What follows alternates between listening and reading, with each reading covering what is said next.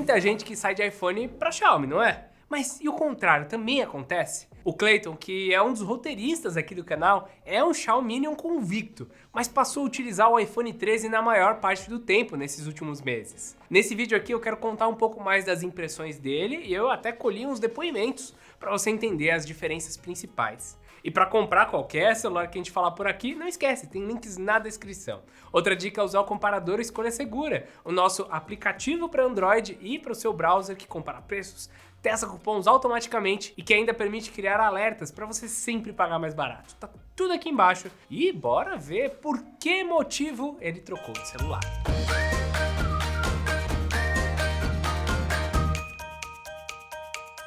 Primeiro, temos que levar em consideração que o iPhone é um topo de linha, então não dá pra gente comparar ele com o Redmi Note 11S.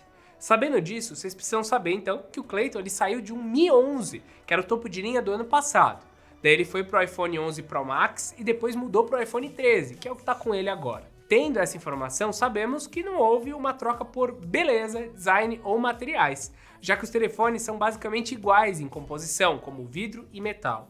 Todos eles usam módulos feios de câmera e trambolhudos, tá? Mas só o Mi 11 que tem uma tela OLED 120 Hz de resolução 2K, enquanto que o iPhone 13 tem um painel Full HD com frequência comum de 60 Hz, mesma frequência que o 11 Pro Max que ele usava anteriormente também trazia. O Clayton ele até admitiu que o Mi 11 ainda leva melhor em situações como jogar, ver vídeos e ler, mas que fora isso, na maior parte do seu uso, os dois até que são bem próximos, já que ambos têm brilho forte, cores vibrantes e fluidez do toque na tela. O Mi 11 ainda mantém a tela com bordas curvas, enquanto que o iPhone 13 é chapado. Só que o Clayton, como qualquer louco por celulares, disse que gosta dos dois, tá? Que ele não vai botar preferência para nenhum. Eu, Bruno, prefiro as bordas retas, sem curvas, pois dá espaço para mais conteúdo e com isso não se distorce as cores e imagens conforme elas vão chegando ali perto da borda. Então, deixa eu fazer um apanhado. Até aqui deu para saber que não foi a tela que fez ele trocar, já que em muitos casos o Mi 11 anda levando vantagem do que o iPhone. Mas vamos ouvir um pouco mais do Clayton, alguns outros motivos. Uma das minhas preocupações era o processador, porque o Snapdragon 888 é mais recente do que o A13 Bionic e eu pensei que eu teria um downgrade de processamento. Só que a minha experiência foi bem diferente, principalmente nos jogos. Todos os jogos rodaram muito bem. Genshin Impact, por exemplo, que faz o Mi 11 sofrer muito, não fez o iPhone 11 Pro Max esquentar e ainda tinha downloads mais rápidos, que resultou numa qualidade maior para quem gosta de Genshin Impact. Se você joga Genshin Impact, você sabe o que eu tô falando. Outro diferencial também para mim foram as câmeras, porque celulares chineses têm configurações para peles de asiáticos, que geralmente são peles mais brancas, sem muitas manchas, coisas desse tipo, principalmente os chineses. E o iPhone ele traz uma fidelidade maior e não tem um tipo de pele específico, uma configuração específica, o que não tira a textura, os poros, a cor e não te deixa parecendo um boneco de cera. Para mim que não uso muito redes sociais, que gosto mais de tirar foto, editar essas fotos, fazer alterações no futuro, é interessante, mas também poder só pegar o celular e tirar uma foto e guardar do jeito que tá, é muito melhor. Sendo que no Xiaomi, só a câmera principal me permitia fazer isso. A câmera ultra-wide não tinha a mesma qualidade e a frontal nem se fala, eu ficava parecendo um fantasma. Prefiro o iPhone também, por exemplo, porque a Samsung tem um costume de saturar muito as fotos, que é completamente o oposto do que a Xiaomi faz. E o iPhone consegue ficar nesse meio, sem ter um exagero, né? O que me dá um controle maior para o uso. E com isso, o iPhone 13 veio só melhorando todas essas situações e me entregando ainda mais, porque é um aparelho super atual, vai ser atualizado agora, em outubro, mas eu vou ter um fôlego muito maior se eu quiser continuar com ele por mais anos. Só que ainda tem um ponto muito importante que levou o Clayton a decidir de vez pelo iPhone, a integração do sistema operacional dentro do ecossistema Apple. Quem usa diariamente pode dizer se o ecossistema da empresa funciona, e por isso eu pedi para o Clayton falar mais sobre esse tema.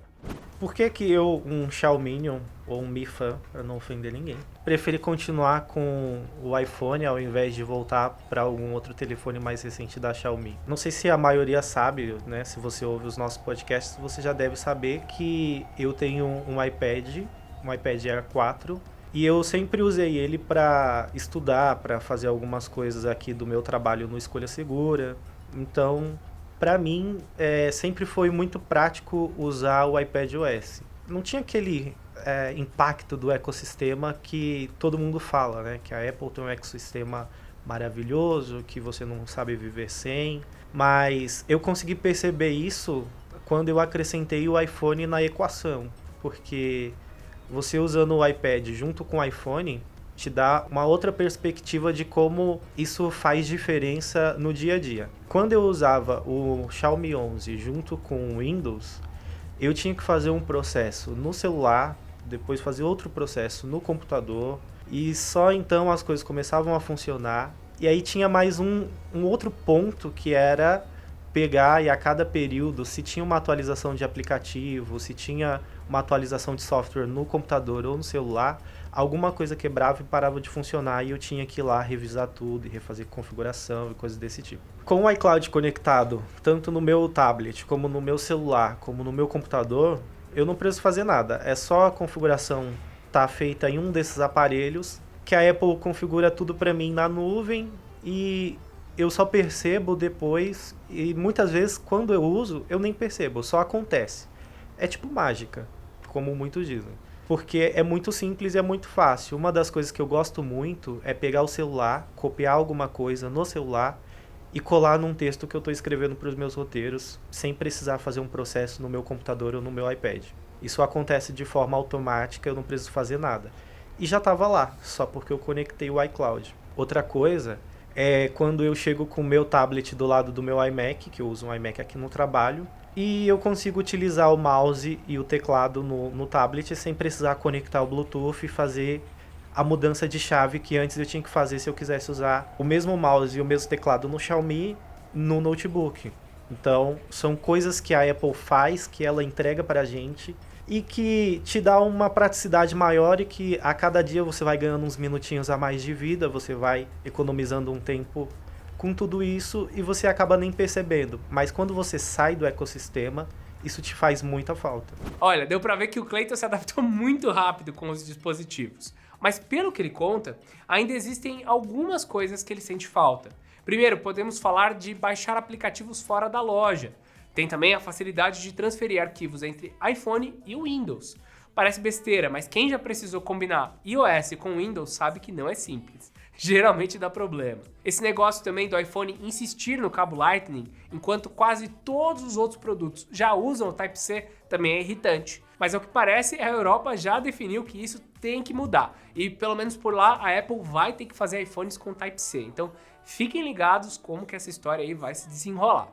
Mas pro Clayton, isso são coisas fáceis de relevar, principalmente se você não faz esse tipo de uso mais pesado no seu smartphone. Só que segundo ele, o que tem incomodado muitos usuários e que incomodou também é a inconsistência do sistema operacional da Xiaomi. A MIUI ela é muito completa, mas também muito bugada. Ela consome mais memória RAM do que gostaríamos e fecha aplicativos do nada, mesmo em telefones mais potentes. Só que ela também anda apresentando alguns problemas de gerenciamento de energia e câmeras. O Xiaomi 12 Pro foi um exemplo disso. Assim que ele chegou aqui para nós testarmos, o Clayton já levantou a mão e falou: olha, talvez eu queira ficar com ele. Afinal, ele tinha um conjunto triplo com lentes de 50 megapixels, então era de se esperar uma qualidade superior ao antecessor. Só que antes de várias atualizações chegarem, esse smartphone, que era caro, estava com dificuldades de fazer vídeo sem travar e problemas no HDR e no foco na hora de fotos, ou seja, nem o mínimo ele estava fazendo corretamente. Voltando no Mi 11, outros problemas que o Clayton enfrentou foi o uso do GPS e rede celular, que por alguma razão passaram a apresentar defeitos após o update para o Android 12. A Apple também já passou por isso há alguns anos, mas aprendeu com seus erros. Agora ela anuncia as novas funções e vai liberando aos poucos, para garantir que o usuário tenha uma experiência um pouco melhor. A chinesa então prometeu fazer o mesmo a partir da MIUI 13, então teremos que esperar as cenas dos próximos capítulos para saber se isso trará resultados. E por fim, falando sobre preços, desde que a Xiaomi anunciou as suas subsidiárias, Poco, Redmi e afins, o foco está em categorizar os telefones que carregam seu nome como aparelhos premium. Os valores subiram bastante e não foi só por causa de falta de componente de mercado não, mas também por decisão da Xiaomi. Só que se ela quiser fazer frente às concorrentes, e eu não estou falando só de Apple, mas também Samsung, ela tem que melhorar as câmeras que vieram problemáticas no 12 Pro e colocar IP68 nos telefones. Até então eu citei algumas características que outros topos de linha já têm, mas que os principais Xiaomi andam sofrendo. Então por que você vai pegar um Xiaomi 12 Pro com um preço similar de um Galaxy S22 Plus, por exemplo, se ele não tem IP68 e as câmeras não estão funcionando? Eu acho que esse último ano está sendo bem complicado, tanto para os modelos premium como alguns outros topos de linha da Xiaomi que parecem um pouco perdidos. E o Clayton sentiu mesmo.